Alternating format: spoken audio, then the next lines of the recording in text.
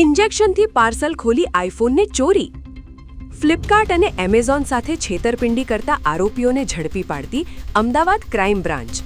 Flipkart અને Amazon પ્લેટફોર્મનો ઉપયોગ કરી મોંઘી વસ્તુઓ મંગાવવામાં આવતી. ડિલિવરી મળ્યા બાદ પેકેટનું સીલ તોડી અસલ પ્રોડક્ટ બહાર કાઢવામાં આવતી. તેની જગ્યાએ ડમી પ્રોડક્ટ મૂકીને ઓર્ડર કેન્સલ કરી ફ્લિપકાર્ટ એમેઝોનને રિટર્ન કરાતું. આ રીતે રિફંડ મેળવી છેતરપિંડી કરવામાં આવતી. ત્યારે આ કેસમાં ક્રાઇમ બ્રાન્ચે 4 આરોપીઓની ધરપકડ કરી. એક આરોપી હજી ફરાર છે. ફ્લિપકાર્ટ અને એમેઝોન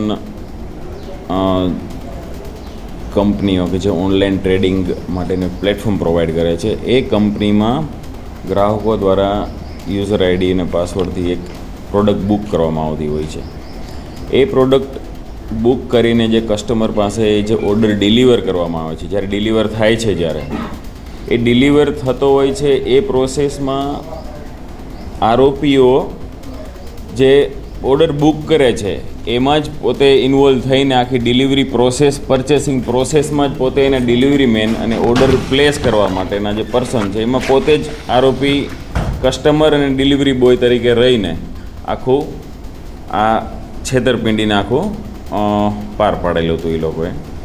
જેમાં કુલ ક્રાઇમ બ્રાન્ચને એવી જે ટીપ મળી હતી કે આવી રીતના જે ફ્લિપકાર્ટની એક જે પ્રોડક્ટ છે એ જે ગ્રાહકો પાસે સપ્લાય કરતી એક લોજિસ્ટિક કંપની છે કે જે નરોડા ખાતે એની ઓફિસ છે, નરોડા અમદાવાદ ખાતે, એના એક કર્મચારીએ ડુપ્લિકેટ પ્રોડક્ટ એટલે કે સેમ જે ઓરિજિનલ પ્રોડક્ટ હોય છે એના જેવી જ દેખાતી ડમી પ્રોડક્ટને ઓરિજિનલ પ્રોડક્ટ સાથે રિપ્લેસ કરીને ઓરિજિનલ પ્રોડક્ટ મેળવીને એને વેચાણ કરીને પૈસા મેળવેલા છે. એવી ટીપના આધારે અમે આગળની પ્રોસેસ તપાસ ચાલુ કરતાં અમને 5 આરોપી મળી આવેલા.